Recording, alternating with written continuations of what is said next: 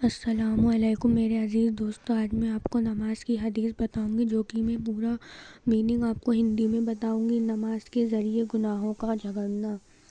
حضرت ابوذر رضی اللہ تعالیٰ عنہ فرماتے ہیں کہ ایک مرتبہ نبی کریم صلی اللہ علیہ وسلم سردی کے موسم میں باہر تشریف لائے اور پتے درختوں پر سے گر رہے تھے۔ اپنے ایک درخت کی ٹہنی ہاتھ میں لی، اس کے پتے اور بھی گرنے لگے۔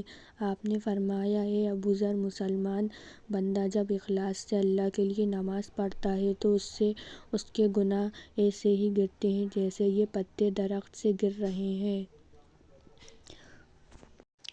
اس میں یہ بتایا گیا ہے جو انسان نماز پڑھتا ہے اس کے بھی سارے گناہ جھڑ جاتے ہیں اور نیکیاں لکھ دی جاتی ہے۔ تو ہمیں نماز کو پوری طور سے، مکمل طور سے روزانہ پڑھنی چاہیے اور نماز کو کبھی بھی چھوڑنا نہیں چاہیے۔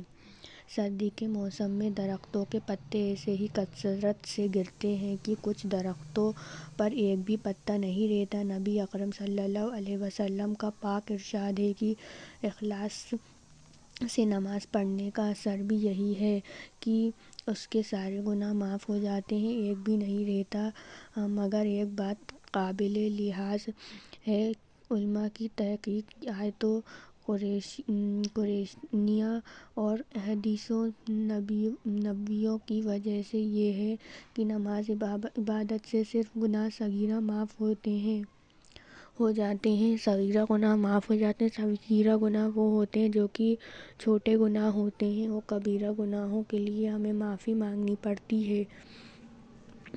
کبیرہ گناہ جو ہوتے ہیں وہ بڑے گناہ ہوتے ہیں۔ نماز پڑھتے ہیں تو ہمارے سارے صغیرہ گناہ معاف ہو جاتے ہیں۔ کبیرہ گناہ بنا توبہ کے معاف نہیں ہوتے ہیں، جیسے کہ میں نے آپ سبھی کو بتایا۔ اس لیے نماز کے ساتھ توبہ اور استغفار کا اہتمام بھی کرنا چاہیے، اس غافل نہ ہونا چاہیے۔ البتہ حق تعالیٰ شأنہ اپنے فضل سے کسی کے کبیرہ گناہ بھی معاف فرما دے تو دوسری بات ہے۔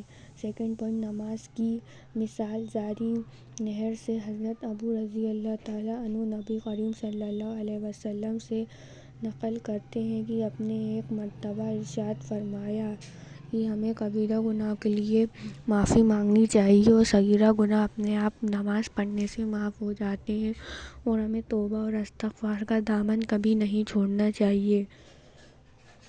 اگر کسی شخص کے دروازے پر ایک نہر جاری ہو جس میں وہ 5 مرتبہ روزانہ غسل کرتا ہو، کیا اس کے بدن پر کچھ میل باقی رہے گا؟ صحابہ رضی اللہ تعالیٰ عنہ نے عرض کیا کہ کچھ بھی باقی نہیں رہے گا۔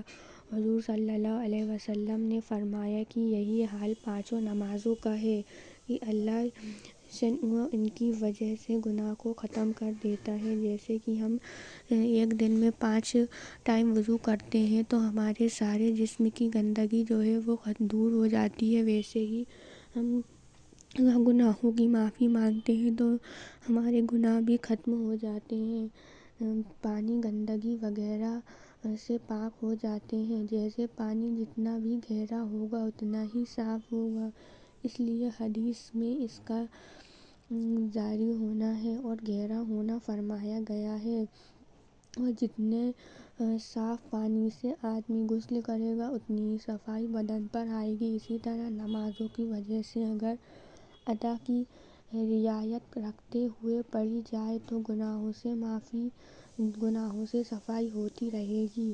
اگر ہم نماز یہ سوچ کے پڑھیں کہ ہماری پوری نمازیں جو ہیں وہ قبول ہوتی جا رہی ہیں تو اس سے ہماری جو گناہ ہیں ان کی بھی صفائی ہوتی جائے گی۔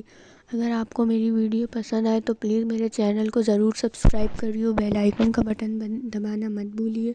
میری ویڈیو کو زیادہ سے زیادہ لائک کریے، شیئر کریے اور کمنٹ کر کے بتائیے کہ آپ کو میری ویڈیو کیسی لگی۔ ملتے ہیں اگلی ویڈیو میں۔ آپ سبھی لوگوں کا شکریہ ویڈیو دیکھنے کے لیے۔